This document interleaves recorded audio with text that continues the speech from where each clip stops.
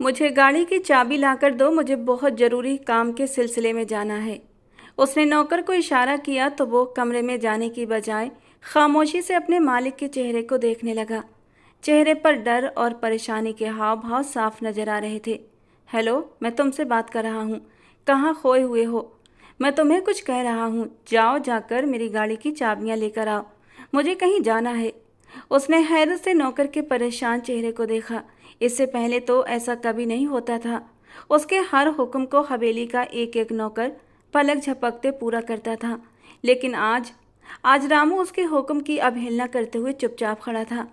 दक्ष आर्य ने उसकी आंखों के सामने चुटकी बजाई तो वो जल्दी से होश की दुनिया में आया और चोर नज़रों से अपनी छोटी मालकिन को देखने लगा, जो सिर्फ 17 साल की थी, मगर उसने पूरे घर को अपनी उंगलियों पर नचा कर रखा था। घर के बड़े बुजुर्गों के साथ साथ नौकर भी उससे काफ़ी डरते थे। दक्ष आर्या ने उसकी निगाहों का पीछा किया तो देखा वहाँ अनिका खड़ी थी। दक्ष की नज़रें जैसे ही अनिका पर पड़ी, उसने तुरंत अपनी पलकों को झुका लिया और चेहरे पर ढेर सारी मासूमियत ओढ़ ली। निचला होंठ बाहर को निकालते हुए अपनी उंगलियां मरोड़ने लगी। इस वक्त वाकई वो एक मासूम सी गुड़िया लग रही थी, इतनी मासूम कि कोई जोर से बोल दे तो उस मासूम सी गुड़िया में दरार आ जाए। लेकिन ये तो दक्ष ही जानता था कि ऊपर से मासूम सी गुड़िया दिखने वाली अनिका अंदर से पूरी आफत की पुड़िया थी। अब क्या किया तुम लोगों ने? दक्ष आर्या ने अपने सीने पर हाथ बांधे और दोनों के चेहरे को गौर से देखने लगा, जैसे अंदाजा लगाने की कोशिश कर रहा हो कि इनके मन में आखिर चल क्या रहा है। बेचारे नौकर का हाल तो बहुत बुरा हो गया था। उसका पूरा वजूद डर से कांपने लगा था, क्योंकि मामला ही कुछ ऐसा था। दक्ष की गाड़ी को कोई हाथ भी लगाए तो वो तूफान खड़ा कर देता था, और यहाँ पर तो आगे सोचने की बेचारे रामू में हिम्मत ही नहीं थी, क्योंकि वो बाहर रखा ही इसलिए गया था कि गाड़ियों की देखभाल कर सके। अगर कोई गाड़ी खराब हो जाए तो उसे मिस्त्री के पास ले जाए। अनिका तो दक्ष के हाव भाव देखते हुए अपनी जान बचाने के लिए तुरंत कमरे में भाग गई। अब वहाँ केवल वही दोनों बचे थे। रामू, अब कुछ बोलोगे या फिर मुझे अपने असली रूप में आना पड़ेगा? इस बार दक्ष का अंदाज थोड़ा सख्त हुआ था और रामू ने जल्दी से दक्ष के सामने हाथ जोड़ दिए। मालिक, हमें माफ़ कर दीजिए, हमारी कोई गलती नहीं है। ये कहकर वो फिर से खामोश हुआ था। आगे बोलो, मैं सुन रहा हूँ। दक्ष ने उसे आगे बोलने के लिए उकसाया। मालिक, छोटी मालकिन ने गाड़ी कहीं ठोक दी है। गाड़ी की हालत बहुत ख़राब है। मैंने उसे मिस्त्री के पास भिजवा दिया है। ये सुनकर तो जैसे उसके सिर पर आसमान आकर गिरा था। तुम होश में तो हो? ये क्या कह रहे हो? अरे वो गाड़ी 2 दिन पहले ही मैंने शोरूम से निकाली थी, बिल्कुल ब्रांड न्यू थी। और तुम्हारी छोटी मालकिन को वो गाड़ी चलाने की इजाज़त किसने दे दी? मैंने तुम्हें कितनी बार समझाया है कि उसे इन चीज़ों से दूर रखा करो। अरे उसे तो ढंग से ड्राइविंग भी नहीं आती। तुम भी राजू हमेशा गलती कर जाते हो। अब मैं तुम्हें क्या कहूँ? चलो जाओ, मेरी नज़रों से दूर हो जाओ। वो बुरी तरह नाराज़ हो गया था। लगभग 2 दिन पहले ही उसने एक इम्पोर्टेंट मीटिंग में हिस्सा लिया था, जिसमें वो अपनी डील फाइनल करने में सफल रहा था, और बदले में उसे एडवांस में 6 करोड़ रुपये मिले थे, जिसमें से 5 करोड़ की उसने नई गाड़ी खरीदी थी। लेकिन वो गाड़ी मैडम जी ने एक ही दिन में कहीं ले जाकर ठोक दी थी। जब उसने गाड़ी की हालत देखी तो उसे चक्कर आने लगे। अपने चकराते सर को संभालते हुए वो वहीं कुर्सी पर बैठ गया और फौरन ही उसके मन में अनिका का ख्याल आया। कहीं उस बेवकूफ़ नासमझ लड़की को तो कोई चोट नहीं लगी? जब गाड़ी की हालत इतनी ख़राब है तो यकीनन अनिका को भी चोट जरूर लगी होगी, जो उसने मुझसे छुपा ली है। वो फौरन गाड़ी को भगाता हुआ दोबारा हवेली लाया था। मिस्त्री को उसने कह दिया था कि गाड़ी को ध्यान से ठीक करे। वो तेज तेज कदमों से कमरे के अंदर दाखिल हुआ तो देखा वो ड्रेसिंग टेबल के सामने बैठी थी। चेहरे पर हमेशा रहने वाली हल्की मुस्कान थी। गुलाबी होंठ धीरे धीरे हिल रहे थे, शायद वो कोई गाना गुनगुना रही थी, और बहुत ही सावधानी से नेल पॉलिश भी लगा रही थी। उसे मस्त अंदाज में देखकर दक्ष वहीं दरवाजे पर ही रुक गया था। कितने ही पल वो उसके मासूम से चेहरे को देखता रहा। चेहरे पर वही बेफिक्री और हमेशा की तरह की खूबसूरती। अभी वो सिर्फ 17 साल की थी। नई नई जवानी ने खूब रंग रूप बिखराया था उस पर। उसके तीखे नए नक्श उसे सबसे अलग बनाते थे। छोटी सी सुतवा नाक, खिलता सफ़ेद रंग, हल्के गुलाबी गाल, बड़ी बड़ी काली आँखें, और उन काली आँखों के ऊपर बड़ी बड़ी काली पलकों की झालर। वो सादगी में भी कयामत ढाती थी। इस वक्त वो दुपट्टे से बेखबर बड़े मगन अंदाज में अपने पैरों पर झुकी नेल पॉलिश लगा रही थी। आगे झुकने की वजह से उसके डीप गले से दक्ष की नज़रें एक पल के लिए अटक गई थीं। अगले ही पल थूक निगलते हुए उसने अपनी नज़रें उसके ऊपर से हटाई थीं। वो किसी भी कमज़ोर पल का शिकार होकर उसकी खूबसूरती में कैद होना नहीं चाहता था। भले से वो उसकी बीवी थी, वो उस पर अपना हक रखता था, लेकिन उसे ये भी पता था अभी वो बहुत छोटी है, सिर्फ 17 साल की। उसके साथ कुछ भी गलत कर बैठा तो पूरी ज़िंदगी खुद को माफ़ नहीं कर पाएगा। उसने अपनी मौजूदगी का एहसास दिलाया, लेकिन वो तो इतनी मगन थी कि उसकी तरफ देखा ही नहीं। दक्ष के लबों पर अब एक हल्की सी मुस्कान आई थी। वो ऐसी ही थी, लापरवाह सी, बेफिक्र सी। वो लड़की किसी को भी अपना दीवाना बना सकती थी। उनकी शादी को लगभग 2 साल हो चुके थे, मगर इन 2 सालों में उसके करीब जाना तो दूर की बात, दक्ष आर्या ने अपनी पत्नी को कभी गौर से भी नहीं देखा था। और यही बात अब अनिका को चुभने लगी थी। वो उसे जताना चाहती थी कि अब वो कोई छोटी बच्ची नहीं रही, बल्कि समझदार हो चुकी है और सब कुछ अच्छे से समझती है। तुम ठीक तो हो? वो तेजी से चलते हुए उसके पास आया और उसके कंधे पर हाथ रखते हुए चिंतित लहजे में पूछा। उसके स्पर्श को महसूस करते हुए एक सिहरन की लहर अनिका के पूरे वजूद में दौड़ गई। उसका दिल जोर जोर से धड़कने लगा, जबकि उसके गाल भी शर्म से गुलाबी हो गए थे। और आजकल तो वो कुछ ज़्यादा ही शर्माने लगी थी, क्योंकि अब वो अपने पति की नज़दीकियाँ चाहती थी। चढ़ती जवानी के जज्बात उसे तंग करने लगे थे और वो दक्ष के चौड़े सीने से लिपट कर अपने जज्बातों को सुकून देना चाहती थी, लेकिन दक्ष उसे हमेशा दूरी बनाए रखता और ये बात अनिका को चिढ़ने के लिए मजबूर कर देती थी।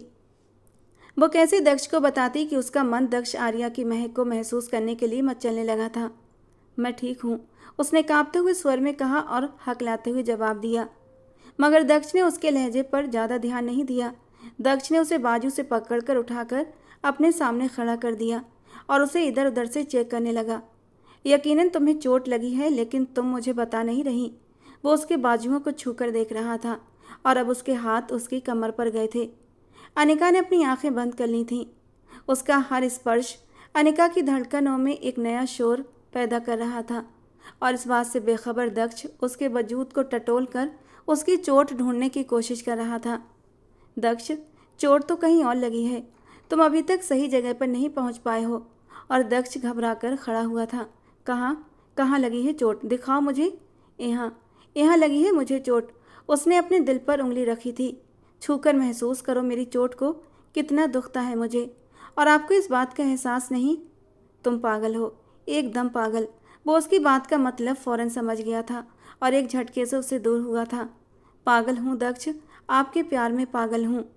मेरी इन धड़कनों को महसूस करो जो अब दिन रात तुम्हारे नाम पर धड़कने लगी हैं।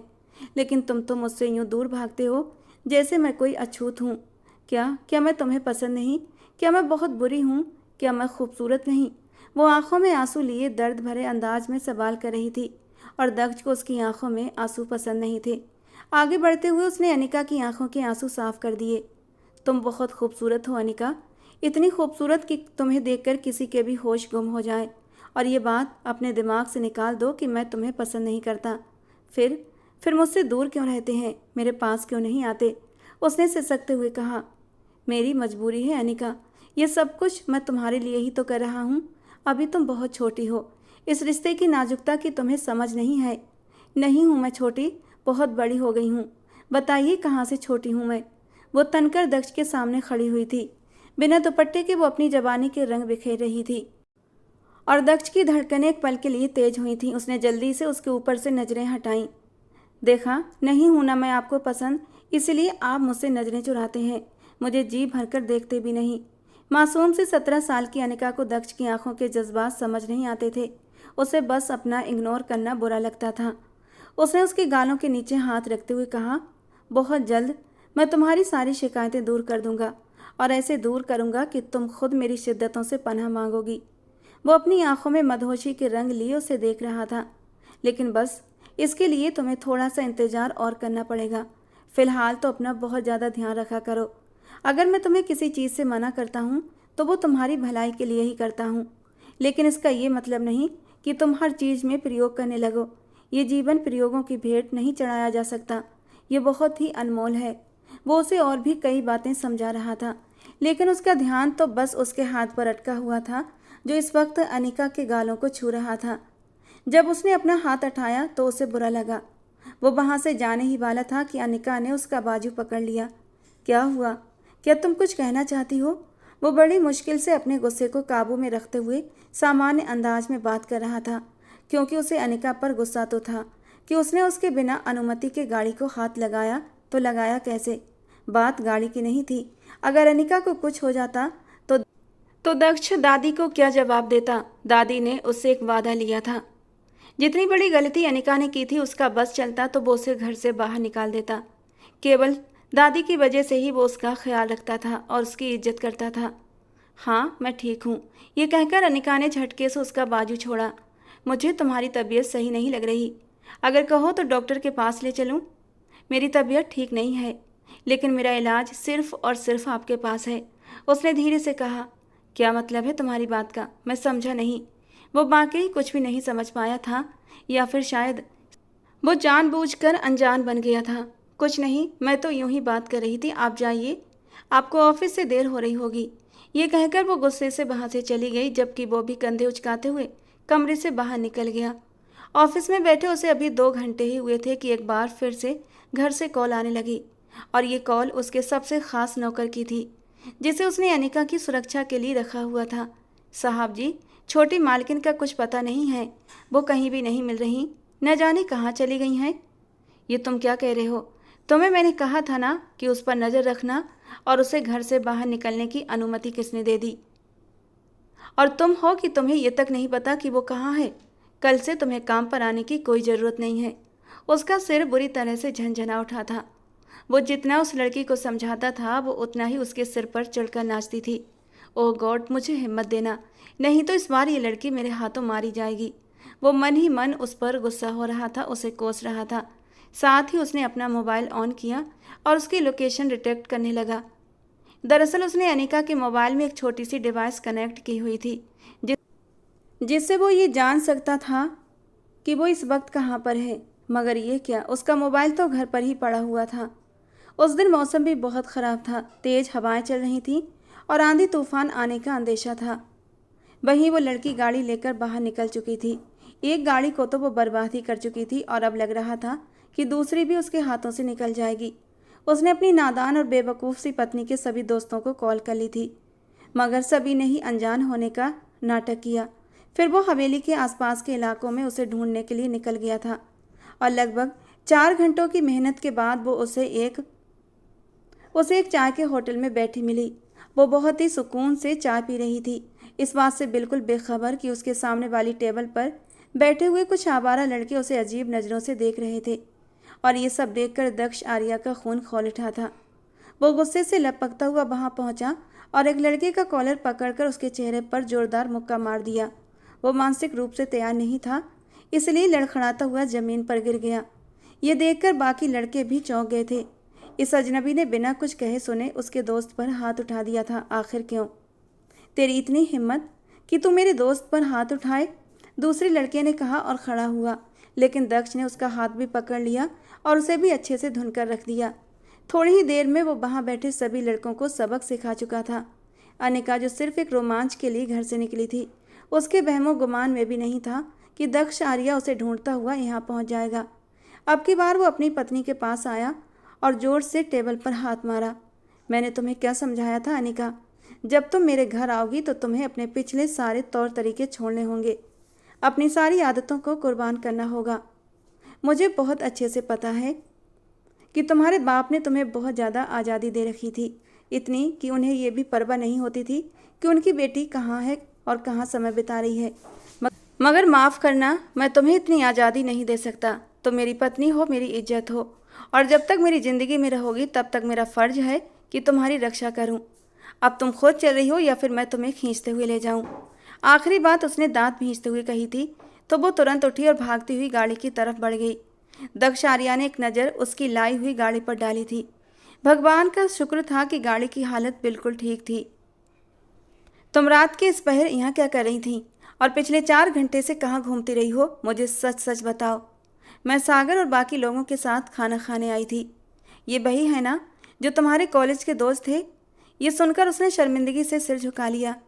मैंने तुम्हें क्या कहा था कि तुम अपने सारे मेल फ्रेंड्स से सारे रिश्ते तोड़ दोगी, तो फिर ये सब क्या है? क्या तुमने मुझे बेवकूफ़ समझ रखा है, या तुम्हें लगता है मुझे उल्लू बनाना बहुत आसान है? वो गुस्से से दहाड़ा। आपने मुझे कहा था कि मैं अपने कजिन्स के साथ घूम सकती हूँ, और आप जानते हैं कि सागर मेरा बहुत अच्छा कजिन है और उसके साथ मेरा दोस्त भी। वो धीमे स्वर में बोली थी। तुम्हारा जो कजिन, वो कैसा कजिन है मैं अच्छे से जानता हूँ। तुम्हारी माँ की सहेली का बेटा, यही ना? तुम उसकी माँ को मौसी कहती हो तो वो तुम्हारा कजिन हो गया। Very funny. कान खोलकर सुन लो, वो मेरे सीने पर एक बोझ की तरह है। वो गुस्से से चीख पड़ा। अनिका आंखें फाड़े दक्ष के इस गुस्से भरे स्वरूप को देखती रही। वो उस पर गुस्सा कर रहा था और उसे बिल्कुल भी बुरा नहीं लग रहा था, बल्कि उसके दिल में एक मीठी सी लहर उठी थी। वो उस पर अपना हक जता रहा था और ये अनिका को अच्छा लगा था। और यही सोचते हुए इस गंभीर स्थिति में भी उसे हंसी आ गई थी, और यही उसकी सबसे बड़ी गलती साबित हुई। उसकी हंसी दक्ष आर्या के गुस्से को और भी हवा दे गई थी। दक्ष ने झटके से गाड़ी रोकी।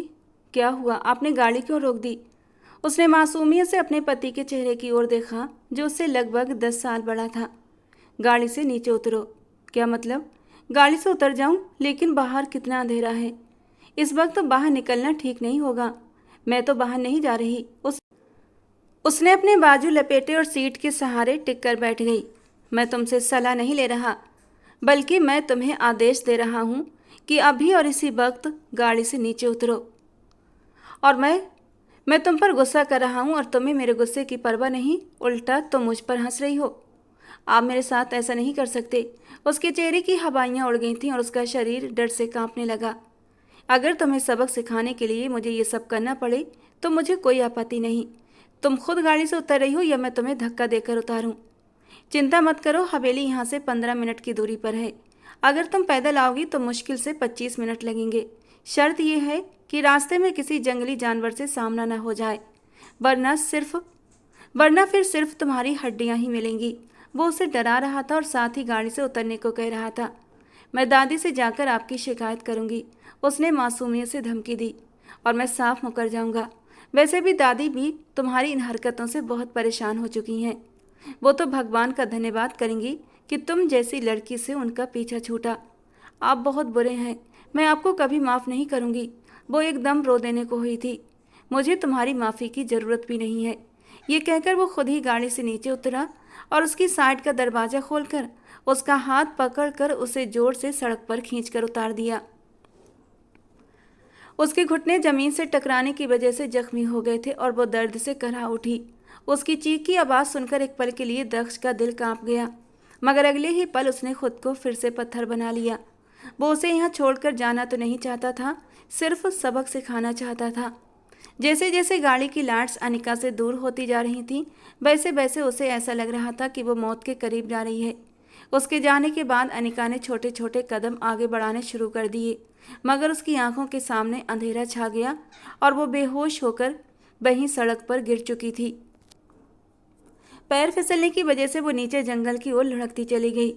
दक्ष अभी सिर्फ 3 मिनट की ड्राइविंग पर ही आगे गया था कि अचानक उसका दिल घबराने लगा और अनिका का डरा हुआ चेहरा उसकी आंखों के सामने घूमने लगा। ये मैं क्या कर रहा हूँ? मैं भी तो बच्चों जैसी हरकत कर रहा हूँ। रात के इस पहर एक जवान लड़की जो मेरी पत्नी भी है, उसे सड़क के बीचों बीच छोड़ देना क्या किसी मर्द को शोभा देता है? कहीं ऐसा ना हो उसे कोई गलत इंसान मिल जाए। यही सोचकर उसने तुरंत अपनी गाड़ी रिवर्स की थी, मगर जब वो वहाँ पहुँचा तो दूर दूर तक अनिका का नामो निशान नहीं था। जंगल में सियारों के चिल्लाने की आवाज़ें आ रही थीं। जीवन में पहली बार दक्ष डर गया था, और वो भी छोटी सी लड़की के खो जाने पर। वो ऊंची आवाज़ में उसका नाम पुकारने लगा, लेकिन अनिका तो होश और चेतना से कोसों दूर जंगल के बीचों बीच पड़ी थी। हे भगवान, ये मैंने क्या कर दिया? पता नहीं वो मासूम नादान कहाँ चली गई है। वो लगभग पूरे 3 घंटे तक उसे ढूंढता रहा और इन 3 घंटों में उसकी सांसें सूख चुकी थीं। उसने अपने एक पुलिस अधिकारी दोस्त को भी कॉल कर लिया था और अब वहाँ पुलिस भी उसकी मदद के लिए मौजूद थी। थोड़ी ही देर बाद एक आदमी के चिल्लाने की आवाज़ आई थी। सर जी, यहाँ पर एक लड़की बेहोश पड़ी है, देखिए कहीं यही तो नहीं जिसे हम ढूंढ रहे हैं। ये सुनकर दक्ष वहां भागता हुआ गया और जब सामने पड़ी हुई बेहोश अनिका को देखा तो उसके दिल को राहत मिली थी। मानो उसे नई जिंदगी मिल गई हो। उसका दिल खुशी से भर गया था और वो खुद भी उस खुशी को समेट नहीं पा रहा था। उसने तुरंत अनिका को अपनी बाहों में उठाया और उसे अस्पताल लेकर भागा।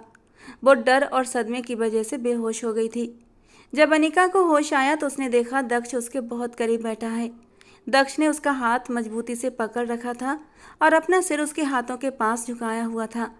अनिका के दिल में गहराई से इच्छा जागी कि वो उसके बालों में उंगलियां फिराए और उसके स्पर्श को महसूस करे, मगर इससे पहले कि वो अपनी इच्छा पूरी करती, दक्ष ने अपना सर ऊपर उठा लिया। उसकी आंखें नींद की कमी की वजह से लाल थीं और चेहरे पर एक अजीब सी बेचैनी फैली हुई थी। मगर जैसे उसने अनिका को होश में देखा उसकी बेचैनी खत्म हो गई और आंखों में खुशी की लहर दौड़ गई। चेहरा एकदम से खिल उठा था। भगवान का लाख लाख धन्यवाद कि तुम होश में आ गई। उसने अपने ईश्वर का धन्यवाद किया और फिर सीधा मंदिर चला गया। वो अब भी अनिका को एक छोटी बच्ची ही समझता था और उसी कारण वो उसे बच्चों की तरह ट्रीट करता था, जबकि अनिका को ये सब पसंद नहीं था। वो उसके साथ एक सच्चा वैवाहिक जीवन शुरू करना चाहती थी, एक वैवाहिक संबंध चाहती थी, मगर अपने मुंह से ये कहने में भी उसे शर्म आती थी। वो जानबूझकर ऐसी ऐसी हरकतें करती थी जिससे वो दक्ष की नज़रों में बनी रहे और वो उसकी ओर आकर्षित हो। इसीलिए इन दिनों वो अपने पति को अपने पीछे लगाए हुए थी, लेकिन वो भूल गई थी कि ऐसी हरकतों से वो सिर्फ अपने पति को परेशान कर सकती है और कुछ नहीं। जब वो दोबारा कमरे में लौटा तो उसने अनिका की आंखों में एक अलग ही चमक देखी जो उसने आज से पहले कभी नहीं देखी थी। वो उसे एक संकेत दे रही थी। दक्ष उसे अच्छे से समझ चुका था, मगर उसकी सेहत और उसकी स्थिति को देखकर वो खामोश था। ये बात तो उसे भी पता थी कि अनिका चाहती है कि वो उसे अपनाए और उनके बीच पति पत्नी का रिश्ता बने, लेकिन वो डरता था कि कहीं वो उस मासूम सी जान पर ज्यादती न कर बैठे। वो उसके 20 साल के पूरे होने का इंतजार कर रहा था और चाहता था कि इस दौरान अनिका भी धैर्य रखे और अपनी पढ़ाई पर ध्यान दे। जब वो उसके पास गया तो अनिका ने मुंह फेर लिया और बिस्तर की साइड की ओर बैठ गई। मैं आपसे नाराज हूँ, मुझसे आपसे कोई भी बात नहीं करनी है। ठीक है, तुम मुझसे नाराज हो जाओ और मैं तुम्हें 100 बार मनाने के लिए तैयार हूँ, लेकिन भगवान के लिए इन दवाइयों से नाराज मत होना। अगर ये दवाइयाँ नहीं खाओगी तो जल्दी ठीक नहीं हो पाओगी। मुझे जल्दी ठीक होने का कोई शौक़ भी नहीं है, क्योंकि जल्दी ठीक होकर भी मुझे आपका ही हुक्म मानना है और आपकी दी हुई सजाएं सहनी होंगी। मुंह फुलाकर शिकवा करते हुए इस वक्त वो सीधा दक्ष के दिल में उतरती जा रही थी और दक्ष के लबों पर एक शरारती मुस्कान आई थी। मेरा इतना ख्याल रखना, तुम मेरी सजा कह रही हो? तुम ना समझो, सजा तो वो होगी जो तुम मुझसे चाहती हो। नाजुक सी जान है तुम्हारी, मुझे सह नहीं पाओगी। वो उसकी आंखों में आंखें डालकर शरारत से बोला था और अनिका का दिल जोरों से धड़क उठा था। पूरे 17 साल और पूरे 10 महीने की हो चुकी हूँ, अगले 2 महीने में 18 की हो जाऊंगी और आप अभी तक मुझे छोटा ही समझते हैं। इस बार दक्ष खिलखिलाकर हंस पड़ा था। 17 की तो ऐसे कह रही हो जैसे 27 की हो गई हो। सारे बेकार के ख्याल दिमाग से निकाल दो और पूरे 3 साल और इंतजार करो। अपना दिमाग पढ़ाई पर लगाओ, बेकार की बातें इस खाली दिमाग में मत भरो। मुझे इल्ज़ाम देने से पहले अपने गिरबान में झांक कर देखो। मैं तुम्हारे साथ कोई ज्यादती नहीं कर रहा मैडम साहिबा, बल्कि 2 साल से आप मुझे तिगनी का नाच नचा रही हैं। कभी मैंने आपसे ऊंची आवाज़ में बात की? उसने उसके चेहरे को पकड़कर अपनी ओर मोड़ा तो वो मासूमियत से सर नामे हिलाने लगी। अगर आज मैंने तुम्हें उस जगह छोड़ा था तो इसका ये मतलब नहीं कि मैं तुमसे नफरत करता हूँ या फिर मैं तुमसे पीछा छुड़ाना चाहता हूँ। इसका सीधा मतलब है कि मैं तुम्हारी फिक्र करता हूँ। तुम्हें थोड़ी सी सज़ा देकर तुम्हें समझाना चाहता हूँ कि आगे से कोई भी गलत हरकत नहीं करोगी। ये तुम्हारे हित में सही नहीं है। तुम्हें पता है मैं कितना डर गया था। मुझे सच में तुम्हारी बहुत फिक्र है अनिका। अगर फिक्र करते हैं तो दिखाते क्यों नहीं हैं? आप हर बार यही कहते हैं कि आप मुझसे प्यार करते हैं, लेकिन मुझे कभी भी आपका प्यार दिखाई नहीं देता। वो गुस्से से मुंह फुलाते हुए बोली तो कितनी ही देर तक उसके मासूम हुस्न को देखता रहा। बेख्याली में थोड़ा सा आगे बढ़ते हुए अपना चेहरा उसके चेहरे के करीब किया था। क्या तुम्हें मेरी आंखों में अपने लिए प्यार दिखाई नहीं देता? अनिका ने धीरे से सर हाँ में हिला दिया और फिर धीरे से बोली, लेकिन आंखों में प्यार दिखने का क्या फ़ायदा? मुझे तो आपकी संगत चाहिए। मेरा दिल मचलता है आपके करीब आने को, लेकिन आप मेरे करीब नहीं आते। मेरा दिल करता है मैं आपके कंधे पर सर रखकर लेटूं और आप मेरे सर को हल्के से थपकते हुए दुनिया जहान की बातें करें और यूं ही आपकी बातें सुनते सुनते मैं आपकी बाहों में सो जाऊं। कभी दिल उदास होता है तो मेरा जी चाहता है आपके सीने से लगकर सारे गमों को हल्का कर लूं। कभी जब मैं तैयार होती हूं तो मेरा दिल करता है आप मेरी तारीफ करें, अपने होठों से मेरे गालों को छूते हुए मुझे कहें, अनिका तुम बहुत खूबसूरत हो। वो जज्बात की रौ में बोलती चली जा रही थी और दक्ष कितनी ही देर तक हैरानी से उसे देखता रहा और फिर वो बेखुदी में उसके होठों पर झुक गया। उसके नरम गुलाबी लबों को कतरा कतरा पीने लगा। अनिका सबके लिए बाकी मानसिक रूप से तैयार नहीं थी। उसका शरीर जैसे स्थिर हो गया था। गर्म सांसों का तूफान आपस में घुलने मिलने लगा था। दिल जैसे पसलियां तोड़कर बाहर आने को तैयार हुआ था, लेकिन उसने दक्ष की शर्ट को मुट्ठियों में भींच लिया था। एक सुकून अपने वजूद में उतरता हुआ महसूस कर रही थी। दक्ष, जो पिछले 2 सालों से अपने जज्बातों को संभाले हुए था, जब अपनी नाजुक सी पत्नी की संगत को महसूस किया तो जज्बात बुरी तरह बहकने लगे थे। जो नरमी से उसका रसपान कर रहा था अब उसमें धीरे धीरे शिद्दत आने लगी थी। वो उसके नाजुक से लबों को बुरी तरह लाल कर चुका था और फिर आखिरकार दक्ष आर्या को अपनी नाजुक सी पत्नी पर तरस आ गया। जब वो उसके होठों से अलग होकर साइड में हटा तो वो गहरी गहरी सांसें लेने लगी। उसके गाल शर्म से गुलाबी हो गए थे, जबकि वो अब शांत भाव से निचला होंठ दांतों से दबाते हुए आंखों में शरारत लिए अपनी पत्नी का ये अनोखा रूप देख रहा था। जरा सी गुस्ताखी पर तुम्हारी ये हालत है और बात करती हो शादीशुदा रिश्ते की शुरुआत करने की। जानती भी हो उसमें क्या कुछ करना पड़ता है। बात सिर्फ लबों तक नहीं रहती, इससे आगे तक जाती है। जब पूरा का पूरा मेरी शिद्दतों को सहोगी तो पता नहीं तुम मुझे कैसे बर्दाश्त करोगी। वो उसे सिर से पांव तक देखते हुए मदहोश लहजे में बोला था तो उसने तुरंत अपनी नज़रें फेर लीं। दिल की धड़कनें अब तक काबू में नहीं थीं। वो दक्ष के नरम गरम होठों का स्पर्श अभी भी अपने होठों पर महसूस कर रही थी। अगर वो अस्पताल के कमरे में न होती तो वो दक्ष से लिपट जाती, उसकी पनाहों में सिमट जाती, लेकिन उसने खुद पर काबू पाया था। आपको अपना कोई भी रूप दिखाने की ज़रूरत नहीं है, कांपते लबों से कहते हुए उसने अपने चेहरे की लाली छिपाने के लिए मुंह फेर लिया था और ये सुनकर वो ठाका मारकर हंस पड़ा था। मगर मुझे तो लग रहा था कि मेरी प्यारी सी छोटी सी नाजुक सी बीबी अब इस सब के लिए मानसिक रूप से तैयार हो चुकी है। मगर मुझे नहीं पता था हमारी मैडम साहिबा तो सिर्फ बड़ी बड़ी बातें करने की काबिलियत रखती हैं। ठीक है, जब तुम खुद को मानसिक रूप से तैयार नहीं कर पाई हो तो मैं दोबारा तुम्हारे करीब नहीं आऊँगा। और अनिका का दिल धड़क उठा था। वो तो दोबारा से दक्ष की संगत को महसूस करना चाहती थी। नहीं, अब ऐसी भी कोई बात नहीं है, वो एकदम चिल्लाकर बोली। मगर फिर खुद ही अपनी गलती का एहसास हुआ कि उसे ऐसा कुछ नहीं कहना था और वो पूरी तरह से चुप हो गई। अच्छा चलो जल्दी से ये दवा खा लो, फिर तुम्हें घर ले चलते हैं। घर वाले भी तुम्हारे लिए बहुत ज़्यादा परेशान हो रहे हैं। मुझे तो लगा था जितना तुम सबको तंग करती हो वो तो शुक्र मनाएंगे कि तुम घर पर नहीं हो, मगर दादी कोई 50 बार तुम्हारे बारे में पूछ चुकी हैं। वो प्यार से उसे दवा खिलाकर पानी पिलाकर लिटा चुका था। हम घर वापस कब जाएंगे? वो घड़ी की ओर देखते हुए बोली। 1 घंटे में डॉक्टर तुम्हें फ्री कर देंगे, लेकिन मैं सोच रहा हूँ कि हम सुबह घर चलेंगे क्योंकि अभी बहुत रात हो चुकी है। नहीं नहीं, मुझे अभी घर जाना है। वो उसके सामने ही बैठ गया और उसके चेहरे को गहराई से देखने लगा।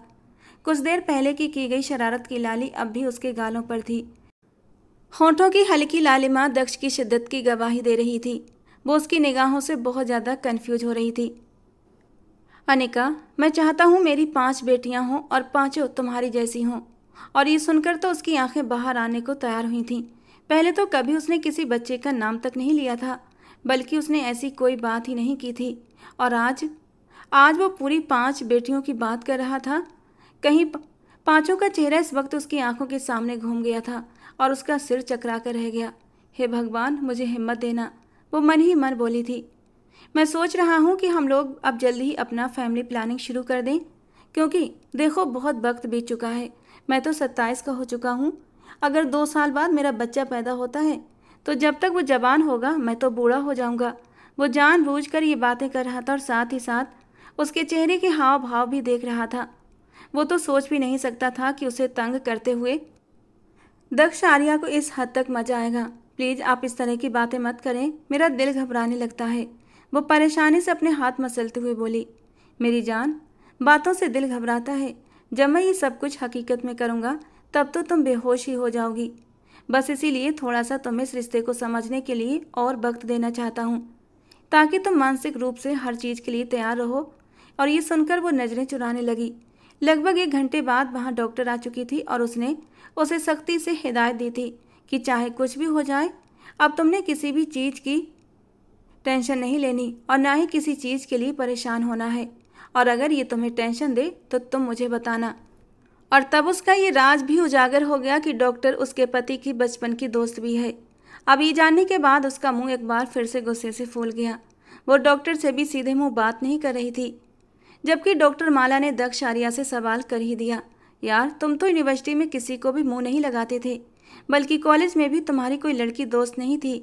ऐसा क्या हो गया कि तुमने एक छोटी सी कम उम्र लड़की को अपनी ज़िंदगी में शामिल कर लिया, जबकि तुम तो कहते थे कि तुम एक बहुत ही मैच्योर लड़की को अपनी ज़िंदगी में शामिल करोगे। ये सुनकर अनिका गौर से दक्ष के चेहरे की ओर देखने लगी। उसे लग रहा था कि वो कह देगा कि ये सब कुछ घर वालों ने ज़बरदस्ती करवाया है, वरना वो अनिका की जात में कोई दिलचस्पी नहीं रखता। थोड़ी इस तरह डॉक्टर के सामने उसकी इज्जत अफजाई हो जाएगी। मगर हैरानी का झटका उसे उस वक्त लगा जब दक्ष आर्या ने उसके कंधों के आसपास अपने बाजू लपेटे और प्यार भरे अंदाज में बोला, मोहब्बत पर इंसान का कोई जोर नहीं होता डॉक्टर माला। मोहब्बत इंसान को किसी से भी हो सकती है और किसी भी वक्त हो सकती है। मैंने जब इस लड़की को पहली बार देखा था तो पहली ही नज़र में मैं इसका दीवाना हो गया था, और दूसरी तरफ मेरी दादी की भी यही ख्वाहिश थी, तो बस मैंने अपनी मोहब्बत और अपनी दादी की ख्वाहिश को अहमियत दे दी। वाह यार, तुम्हारे लिए तो मुझे बहुत खुशी हो रही है, वो मुश्किल से मुस्कुराते हुए बोली थी, क्योंकि माला का शुमार भी उन्हीं लड़कियों में होता था जिन्होंने दक्ष आर्या को प्रपोज किया था। मगर दक्ष ने सख्ती से मना कर दिया था, और अब उसके पहलू में एक छोटी सी कम उम्र लड़की, नादान लड़की को खड़ा देखकर वो हैरान परेशान रह गई थी, क्योंकि वो लड़की ना तो दक्ष के मुकाबले की थी और ना ही वो पढ़ी लिखी थी। अभी तो वो सिर्फ FSC सेकेंड ईयर में थी। वे दोनों घर वापस आ चुके थे। दक्ष आर्या ने उसे आराम करने के लिए कहा तो वो भी सुकून से अपने बेड पर जाकर लेट गई। सुबह जब वो सोकर उठी तो उसने देखा कि वो उसके बेहद करीब मौजूद था और उसके चेहरे पर झुका हुआ था। ये देखकर उसका दिल धड़क उठा। अगले ही पल उसने अपनी पलकें झुका लीं और उसकी पलकें भी थरथराने लगी थीं। तुम बहुत खूबसूरत हो, इसमें कोई शक नहीं। ये कहकर उसने उसके होठों पर अपना अंगूठा फेरा तो वो शर्माकर साइड में होकर लेट गई। दक्ष आर्या ने उसके कंधों से पकड़कर उसे फिर से अपनी ओर मोड़ा। मैं तुमसे बात कर रहा हूँ। तुम्ही को तो मुझसे शिकायत थी ना कि मैं तुम्हारी कोई बात नहीं सुनता, तुम्हारी तरफ ध्यान नहीं देता और तुमसे प्यार का इजहार नहीं करता। वो अब उससे सवाल करने लगा तो उसकी आंखों में आंसू फैल गए। हाँ, मुझे ये सब महसूस होता था। मुझे लगता था कि शायद दादी की वजह से मजबूरी में आपने ये शादी कर ली है, मगर बहुत जल्द आप मुझे अपनी ज़िंदगी से निकाल देंगे और अपनी उम्र की ही किसी मैच्योर लड़की से शादी कर लेंगे, क्योंकि मैं तो बेवकूफ़ हूँ। तुम्हारे साथ कदम से कदम मिलाकर नहीं चल सकती। तुम्हारे सामने एक छोटी सी बच्ची लगती हूँ। लोग हमारे रिश्ते को लेकर बातें बनाते हैं और बस अपनी इज्जत बनाए रखने की खातिर आप मुझे छोड़ देंगे, उसने टूटे हुए लहजे में कहा। तो दक्ष आर्या ने बेतहाशा अनिका के होंठों पर उंगली रख दी। आज तो ये बात कह दी है, लेकिन दोबारा कभी मत कहना। मैं मर सकता हूँ लेकिन तुम्हें कभी भी खुद से दूर नहीं कर सकता। तुम मेरे लिए मेरी पूरी दुनिया हो, तुम मेरी ज़िंदगी हो, और मैं कैसे अपने ही हाथों अपनी ज़िंदगी को ख़त्म कर सकता हूँ। तुम जानती हो हमारी शादी कैसे हालातों में हुई थी। ऐसे हालातों में शादी होना बहुत बड़ी बात होती है, और उससे भी बड़ी बात होती है उस शादी का ज़िंदगी भर निभा लेना। उसकी बात सुनकर वो फिर से अपने अतीत में खो गई। वो उस वक्त 15 साल की एक मासूम कली थी जो अपनी ज़िंदगी में खुश थी, मगन थी। जवानी की दहलीज पर कदम रख दिया था, लेकिन बचपना अभी तक नहीं गया था। छोटे बच्चों के साथ हल्ला गुल्ला करना, चॉकलेट आइसक्रीम खाना उसके पसंदीदा शौक हुआ करते थे। घर में तो एक पल के लिए भी नहीं टिकती थी। स्कूल से आते ही बैग एक तरफ फेंका और बाहर गली मोहल्ले के बच्चों में हल्ला गुल्ला करने निकल जाती थी। उसकी माँ उसे पीछे से रोकती रह जाती। अनिका, अब तुम बड़ी हो रही हो, ख्याल रखा करो बेटा। इस तरह लड़कियां बाहर लड़कों के साथ खेलती अच्छी नहीं लगती। और अनिका एक कान से सुनकर दूसरे कान से निकाल देती, और जब तक वो बाहर खेलती रहती अनिका की माँ उस पर पूरी नज़र रखती थी क्योंकि अनिका ने जैसे जैसे जवानी की दहलीज पर कदम रखा था वो खिलकर गुलाब का फूल बनने लगी थी। ऐसा मासूम हुस्न की देखने वालों की नज़रें भटक जाएं। अनिका की माँ दिल पर हाथ रखकर अपनी बेटी के लिए भगवान से प्रार्थना करती कि हे भगवान, जिस कदर तूने इसे खूबसूरती की दौलत से माला माल किया है, वैसे ही इसके नसीब भी अच्छे करना। लेकिन उसने क्या सोचा था, जिंदगी इस तरह से करवट बदल जाएगी कि उसकी सारी शरारतें सिर्फ और सिर्फ दुखों में बदल जाएंगी। जैसे ही उसके पापा का देहांत हुआ तो उसके मामा ने अपना असली चेहरा दिखा दिया। न सिर्फ उन्होंने उसकी जायदाद पर कब्जा कर लिया, बल्कि उसके माँ के पास जो भी जेवरात थे वो भी ले लिए। उन्होंने उसे अपने घर में एक तरह से कैद कर लिया था और उसके साथ नौकरानी जैसा सलूक करते थे। पापा के मरने का गम अनिका की माँ को ऐसा लगा कि एक दिन उन्हें हार्ट अटैक आ गया और वो अनिका को इस बेरहम दुनिया में अकेला छोड़कर चली गईं। अब तो अनिका अपने मामा पर पूरी तरह आश्रित हो गई थी। दादी जी को अपनी पोती की बहुत याद आती थी, मगर जब भी वो उससे मिलने की इच्छा जाहिर करती तो उसके मामा कोई न कोई बहाना कर देते कि वो पढ़ाई में बहुत बिजी है। एक दिन दादी जी को दिल को बहुत बेचैनी हो रही थी। उन्हें बार बार कुछ गलत होने का एहसास हो रहा था। और फिर पिछली रात तो उन्होंने अपने सपने में भी अपनी पोती को परेशान देखा था। अनिका उनके सपने में आई थी और कह रही थी, दादी जी आप कैसी माँ हैं? आपको जरा भी परवाह नहीं कि आपकी बेटी कितनी तकलीफ में है। दादी जी को आमतौर पर सच्चे सपने ही आते थे। सुबह होते ही उन्होंने जिद पकड़ ली कि मुझे अनिका से मिलने जाना है। चाचा जी ने समझाया कि उसके मामू हमें पसंद नहीं करते, वो हमें देखकर नाराज हो जाएंगे। अरे, मुझे किसी की भी नाराजगी से कोई फर्क नहीं पड़ता, मुझे सिर्फ अपनी पोती से मिलना है। 4 महीने हो गए हैं, मैंने तो उसकी शक्ल तक नहीं देखी। पता नहीं किस हाल में होगी मेरी बच्ची, ठीक से खाना खाया भी है या नहीं। मेरी मासूम सी बच्ची, मैं तो पहले ही उसे वहाँ भेजना नहीं चाहती थी, लेकिन भगवान का कहर टूटे उसके मामा पर, जो ज़बरदस्ती उसे अपने साथ ले गया। और यूं वो अपने बड़े बेटे के साथ उसके ननिहाल पहुंच गईं। लेकिन जैसे ही उन्होंने लॉन्च के अंदर कदम रखा तो उन्हें चीखों की आवाज़ें सुनाई दी। ये चीखें किसी और की नहीं बल्कि अनिका की थीं। उसकी मामी उसे बुरी तरह थप्पड़ मार रही थी, जबकि वो खुद को छुड़ाने की कोशिश कर रही थी। और ये देखकर दादी का दिल कांप उठा था। वो उसे वहाँ से अपने साथ ले जाना चाहती थी, मगर मामी ने एक और अजीब बात कह दी। हवेली में इतने सारे नौकर लड़के हैं, मैं इस बच्ची को बिना किसी रिश्ते के बाहर नहीं भेज सकती। हम इसके साथ जैसा भी सलूक करें, लेकिन ये यहाँ पर सुरक्षित है, क्योंकि मेरे घर पर कोई मर्द नौकर नहीं, मेरी सिर्फ बेटियाँ हैं। और फिर उसी वक्त ही दादी जान ने अपने बड़े बेटे को वहाँ बुलाया और उससे कुछ सलाह मशवरा किया। दादी जी का बड़ा बेटा राजेश मेहरा, उनकी नज़र में अब अनिका को हवेली लाने का एक ही रास्ता बचा था। किसी तरह अनिका की शादी कराकर उसे इस नरक से बाहर निकालते। लेकिन अनिका उस वक्त बहुत छोटी थी, सिर्फ 15 साल की।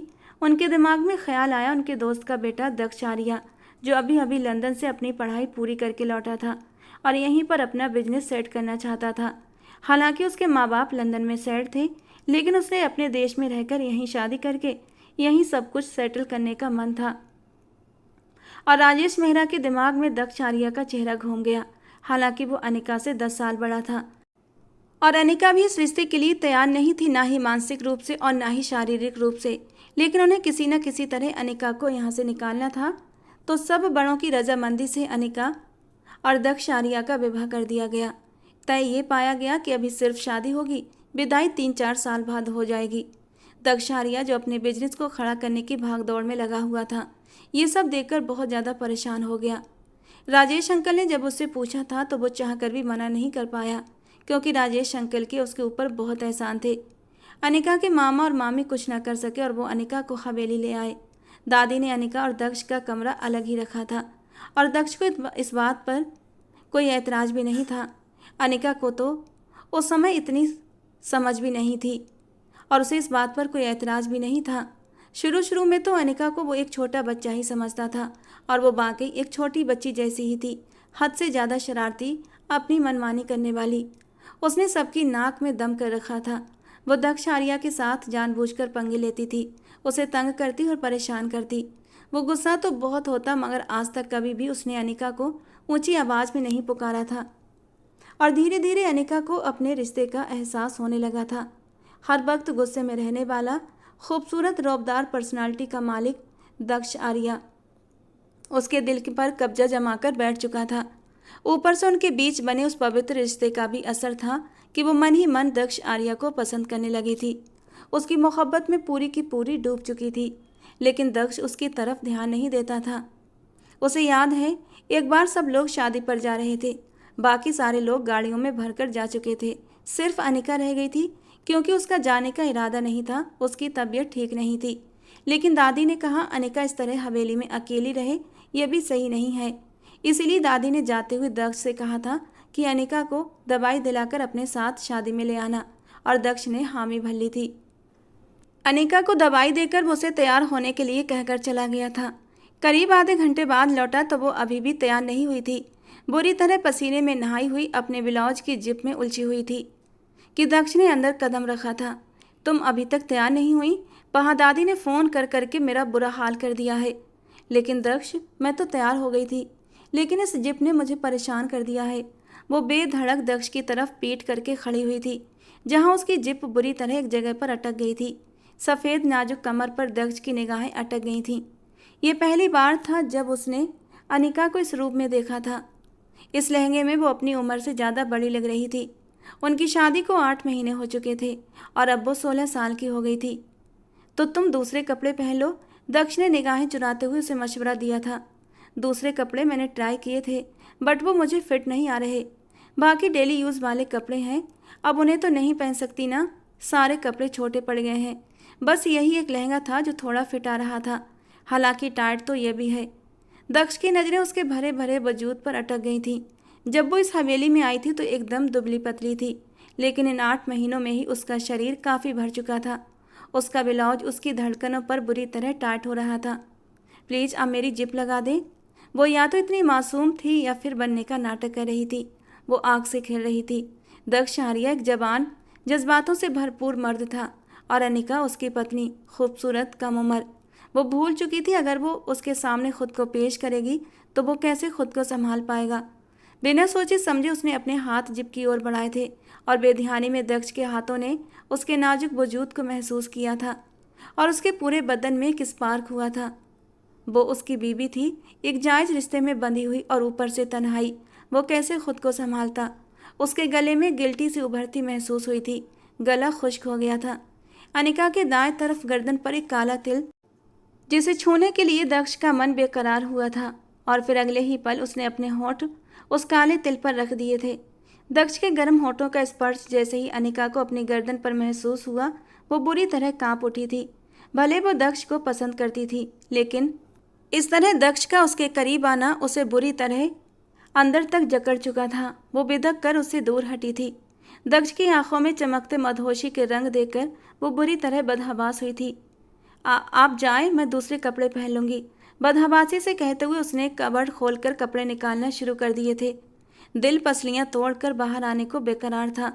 उसे अब तक दक्ष के होंठों का स्पर्श अपनी गर्दन पर महसूस हो रहा था, और दक्ष को अपनी गलती का एहसास हुआ था, बुरी तरह एहसास। अनिका भी सिर्फ 16 की थी, और अभी से वो उस पर इस तरह अपने जज्बात लुटाना कहाँ की अक्लमंदी थी। और उसी दिन उसने तय कर लिया था कि वो अपने जज्बातों को कंट्रोल में रखेगा।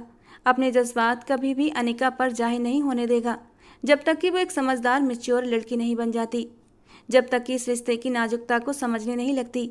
अभी वो छोटी थी, इन सब बातों की उसे समझ नहीं थी। वो चुपचाप कमरे से निकल गया, और अनिका ने अपने दिल की धड़कनों को मुश्किल से काबू में किया था। चेहरा शर्म से लाल हो चुका था, और यही वो पहला स्पर्श था जो उसे दक्ष से मिला था, और वो दक्ष की संगत के लिए अब बार बार मचलने लगी थी, जबकि दक्ष ने अपने कदम रोक लिए थे। जिस जगह वो रहते थे वहाँ से उसका ऑफिस काफ़ी दूर पड़ता था। लगभग 2-3 घंटे लग जाते थे। घर वालों की इजाज़त से उसने अपने ऑफिस के पास ही एक अपार्टमेंट ख़रीद लिया था, लेकिन अनिका की जिद थी कि मैं भी दक्ष के साथ जाऊंगी। दक्ष के बिना वो कैसे जिएगी, ये सोच कर उसे रोना आ रहा था। सब लोगों ने उसे समझाने की भरपूर कोशिश की थी, लेकिन अनिका को एक बात भी समझ नहीं आ रही थी। उसने जिद बांध ली थी कि उसने बस दक्ष के साथ रहना है, और फिर उसकी जिद को देखते हुए घर के बड़ों ने ये फैसला किया था कि अब अनिका की विदाई कर देनी चाहिए। लेकिन ये फैसला लेने से पहले दादी ने दक्ष को अपने पास अपने कमरे में बुलाया था। दक्ष बेटा, अनिका की जिद को देखते हुए मैं पारंपरिक रूप से उसकी विदाई कर देना चाहती हूँ। तुम उसके पति हो और पत्नी का हक होता है अपने पति के साथ रहना। लेकिन दक्ष बेटा, अनिका अभी छोटी है, मासूम है, नादान है। अभी उसे इस रिश्ते की इतनी समझ नहीं है। मैं उम्मीद करती हूँ तुम मेरी बातों का मतलब समझ रहे होगे। तुम समझदार हो, इस रिश्ते को थोड़ा सा टाइम देना। दादी, आप चिंता मत करें, मैं आपकी बात का मतलब अच्छे से समझ गया हूँ। और दादी ने एक सुकून भरा सांस लेते हुए दक्ष के माथे को चूम लिया था। और इस तरह दक्ष अनिका को लेकर अपने अपार्टमेंट में शिफ्ट हो गया। कभी कभी वो दोनों मिलकर हवेली जाते थे और काफ़ी सारा वक्त अपनों के बीच बिताते। इस वक्त भी वो हवेली में ही थे। अनिका की तबीयत ठीक न होने की वजह से वो अस्पताल से सीधा अनिका को हवेली लेकर आया था और अभी भी वो एक छोटी सी गुड़िया की तरह उसके बाजुओं में लेटी हुई थी जब दक्ष ने बहुत ही प्यार से उसके माथे को छुआ था। अब दक्ष अनिका से पहले से ज़्यादा ख्याल रखने लगा था। उसकी छोटी छोटी खुशियों का ख्याल रखता, उसे बाहर घुमाने ले जाता, उसे अपने साथ लगाते हुए अपने होने का एहसास कराता। कभी कभी उसके माथे पर अपने होंठ रखते हुए उसे गुड नाइट कहता। और अनिका के लिए तो यही बहुत था। वो यही तो चाहती थी। वो दक्ष को लेकर डर गई थी, इनसिक्योर फील करने लगी थी कि कहीं दक्ष उसे छोड़ न दे। लेकिन दक्ष ने अब उसे धीरे धीरे अपनी मोहब्बत का एहसास दिलाना शुरू कर दिया था, तो उसके दिल में एक सुकून उतर गया था और वो खुश रहने लगी थी। पढ़ाई पर भी ध्यान देने लगी थी। उसके 18वें बर्थडे पर दक्ष ने उसे एक मोबाइल गिफ्ट किया था, जिसे पाकर अनिका बहुत खुश थी। दक्ष का इरादा था कि अनिका इकोनॉमिक्स का कोर्स करे और उसके साथ उसके बिजनेस में उसके साथ कदम से कदम मिलाकर खड़ी रहे। और अनिका को भी कोई आपत्ति नहीं थी। वो खुद भी तो हर कदम पर दक्ष के साथ खड़ी रहना चाहती थी। समय धीरे धीरे गुजरता जा रहा था और फिर पूरा 1 साल और गुजर चुका था। इस 1 साल में बहुत कुछ बदल गया था। बस नहीं बदला था तो दोनों के दिलों में एक दूसरे के लिए प्यार, जो आज भी वैसे ही दोनों एक दूसरे के लिए महसूस करते थे। उस दिन वो ऑफिस से आया तो बहुत तेज़ बारिश हो रही थी, लेकिन जब अपने अपार्टमेंट में दाखिल हुआ तो अनिका उसे कहीं भी दिखाई नहीं दी थी। उसके मन में बेचैनी ने सर उठाया था। दक्ष का अपार्टमेंट सबसे टॉप पर था। जरूर अनिका छत पर होगी, क्योंकि उसे बारिश का मौसम बहुत पसंद था। लेकिन बारिश का मौसम एंजॉय करते हुए वो भूल जाती थी कि जरा सा भीगने से ही वो बीमार पड़ जाती थी। ये लड़की कभी नहीं सुधर सकती। दक्ष बड़बड़ाता हुआ ऊपर की ओर बढ़ा था और टेरेस पर पहुंचकर उसके लबों पर एक हल्की सी मुस्कान आई थी। उसका ख्याल सही निकला था। वो बारिश में दोनों हाथ फैलाए बारिश को एंजॉय कर रही थी। दक्ष को देखते ही वो वहीं से उछलकर बोली थी, दक्ष प्लीज आओ ना, देखो कितना मज़ा आ रहा है बारिश में। बेवकूफ़ लड़की, अभी तुम्हें मज़ा आ रहा है, थोड़ी देर में ही तुम्हारी छींकें शुरू हो जाएंगी। कुछ नहीं होता दक्ष, प्लीज आओ ना, हम दोनों साथ मिलकर नहाएंगे। और न जाने क्या सोचकर दक्ष भी उसके साथ आकर खड़ा हो गया था। बारिश की बूंदें दोनों को भिगोती जा रही थीं और धीरे धीरे अनिका को ठंड लगने लगी थी। लेकिन उसे दक्ष की संगत में बहुत सुकून मिल रहा था और वो अपनी ठंड को बर्दाश्त करते हुए पूरी तरह बारिश को एंजॉय कर रही थी। लेकिन वो कब तक ठंड को सहन करती? बारिश के पानी से उसे वैसे भी एलर्जी थी। एक जोरदार छींक मारते हुए वो दक्ष के सीने से लग गई थी। कर ली ना तबीयत खराब, चलो अब नीचे। वो उसका हाथ पकड़कर कमरे में ले आया था और टॉवल से उसे सुखाने लगा, साथ ही साथ उसे डांट भी रहा था। अब बस भी कर दो दक्ष, कितना डांटोगे? वो मुंह फुलाते हुए बोली, साथ ही एक छींक और मार दी थी। अब जल्दी से जाकर फ्रेश हो जाओ, मैं तुम्हारे लिए कपड़े निकालता हूँ। उसे बाथरूम की ओर धकेलते हुए बोला और फिर बाथरूम में जाकर गर्म पानी से शॉवर लेते हुए अनिका की जान में जान आई थी। अनिका, ये लो कपड़े, जल्दी से निकलो, मैंने भी नहाना है। उसने दरवाजे पर नॉक करने के लिए हाथ रखा, लेकिन दरवाज़ा अंदर से खुला हुआ था। शायद जल्दबाजी में अनिका उसे अंदर से बंद करना भूल गई थी और दरवाज़ा अंदर को खुलता चला गया। सामने ही अनिका शावर के नीचे खड़ी शावर ले रही थी। दक्ष की नज़र उसके खूबसूरत नाजुक वजूद पर पड़ी तो उसकी धड़कनें धड़क उठी थीं। बेख्तियार उसके कदम अनिका की ओर बढ़े थे। अनिका सांस रोके दक्ष को देख रही थी। अगले ही पल उसने दक्ष की तरफ से अपना रुख फेरा था। एक झटके से अनिका को उसने पीछे से अपने सीने से लगा लिया। उसकी गर्दन से गीले बालों को हटाते हुए वो धीरे धीरे उसकी गर्दन और पीठ पर अपना स्पर्श छोड़ रहा था। जब अनिका 16 की थी तब उसने पहली बार अनिका के लिए अपने दिल में जज्बात महसूस किए थे और आज अनिका 19 साल की हो गई थी। पिछले 3 साल से वो खुद पर पहरे बिठा रहा था, लेकिन आज आज ये पहरे वो खुद तोड़ देना चाहता था। और जब दक्ष के हाथ उसकी नरम धड़कनों पर गए तो अनिका मचलते हुए उसके चौड़े सीने में मुंह छुपा गई थी। उसके कांपते होंठों से दक्ष का नाम निकला था। अनिका प्लीज, अब और नहीं, अब और खुद पर पहरे नहीं बिठा सकता, कहते हुए उसने अनिका को अपनी गोद में उठा लिया था और अंदर कमरे में लाकर बेड पर बिठा दिया और फिर धीरे से उसके होंठों पर झुक गया। धीरे धीरे उसके रस को कतरा कतरा अपने अंदर उतारने लगा। उसके बाद वो उसकी गर्दन पर आया था और वहाँ पर अपनी मोहब्बत के निशान बनाने लगा। वो बुरी तरह मचल रही थी, कभी शर्मा कर उसके सीने में छुप जाती तो कभी चादर को मजबूती से पकड़ लेती। और ये मंजर दक्ष के लिए बहुत ही अनोखा, बहुत ही प्यारा था। उसके दिल में ये ख्वाहिश जागी कि ये पल कभी ख़त्म न हो। क्या तुम इस रिश्ते की शुरुआत के लिए मानसिक रूप से तैयार हो? कहीं ऐसा तो नहीं कि मैं तुम्हारे साथ ज़बरदस्ती कर रहा हूँ? वो एक पल के लिए पीछे हटा और बहुत ही प्यार से उसके चेहरे की ओर देखते हुए पूछा, तो वो तेजी से सर ना में हिला गई। मैं सबके लिए तैयार हूँ दक्ष, क्या तुम मुझे बर्दाश्त कर लोगी? दक्ष ने एक बार फिर से उसकी आंखों में देखते हुए सवाल किया था, तो वो बुरी तरह घबरा गई थी। ये तो मैं नहीं जानती दक्ष, मगर वादा करती हूँ आपको शिकायत का मौका नहीं दूंगी। उसे समझ नहीं आ रहा था कि वो क्या जवाब दे, क्योंकि दक्ष उसे बहुत उलझा रहा था और इस तरह की स्थिति का वो पहले कभी सामना नहीं कर पाई थी। दक्ष ने उसे एक बार फिर से अपनी बाहों में जकड़ लिया और फिर उसने अगले ही पल जल्दी से अपनी शर्ट उतारी थी और फिर से उसके ऊपर झुक गया। अब वो उसके चेहरे के हर रूप को छू रहा था। चेहरे से होते हुए वो उसकी गर्दन पर आया था और फिर उसकी गर्दन से होते हुए वो उसकी मुलायम धड़कनों की ओर धीरे धीरे बढ़ने लगा था और अगले ही पल वो उसके वजूद में जोर से उतर गया था।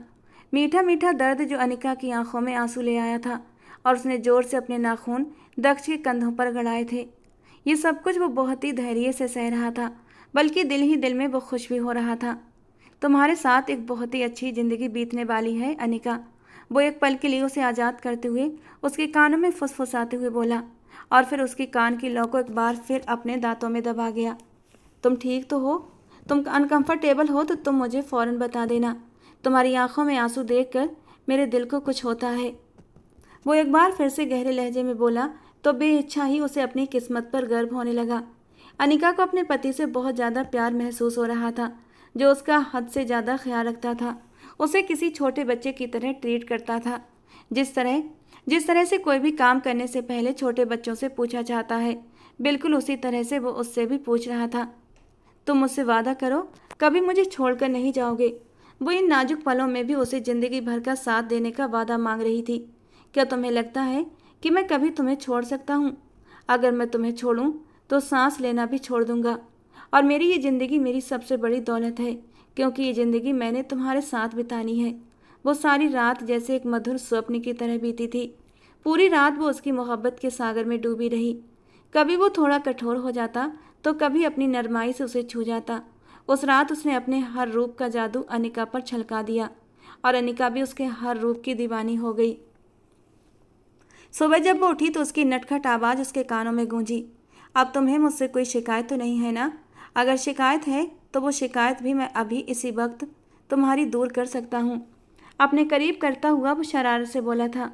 वो न जाने कब का उठ गया था और अब ऑफिस जाने के लिए तैयार खड़ा था, जबकि अनिका की तो नींद ही अब खुली थी। मेरी तौबा, जो अब मैं तुमसे कोई शिकायत करूं। उसका रात का जुनूनी रूप याद करके वो बुरी तरह घबराई थी। वो मुस्कुराते हुए बोला, अब तुम्हें ये डर भी नहीं रहा कि मैं अपना हक किसी और दूसरी औरत से ले लूँगा। वो जानबूझकर उसे चिढ़ा रहा था। अगर मुझे इस बात का संदेह भी हुआ तो देखना मैं तुम्हारा क्या हाल करती हूँ। उसने टाई से पकड़कर उसे अपनी ओर खींचते हुए कहा था। वो 5 फुट 2 इंच की नाजुक सी लड़की, जो मुश्किल से उसके कंधे तक पहुँचती थी और अपनी मर्जियाँ उसके बॉस की तरह चलाती थी। अरे नहीं मैडम जी, ये अत्याचार मत कीजिएगा, मैं तो आपके सामने हाथ जोड़ता हूँ, वो नाटकीय अंदाज में बोला और अनिका खिलखिलाकर हंस पड़ी। वो उसे बाहर तक छोड़ने आई थी जब जाते जाते वो थोड़ा सा उसके करीब झुका था। मैं जल्दी आ जाऊँगा, तैयार रहना। हम डिनर बाहर करेंगे और फिर डिनर के बाद आइसक्रीम खाने भी चलेंगे। सच? वो बच्चों की तरह खुश होते हुए बोली थी। मेरा मनपसंद फ्लेवर बटर स्कॉच, याद है ना? वो बच्चों की तरह खुश हो रही थी, उछल रही थी। और दक्ष ने अपना माथा मसला था। उसकी पत्नी अभी भी बड़ी नहीं हुई थी। तो दोस्तों, आज की हमारी कहानी आपको कैसी लगी कमेंट बॉक्स में ज़रूर बताना। पसंद आई हो तो प्लीज़ लाइक करना। रोज़ ऐसी ही रोमांटिक कहानियों के लिए हमारे चैनल से जुड़े रहना। मिलते हैं दोस्तों अगली किसी नई रोमांटिक कहानी के साथ।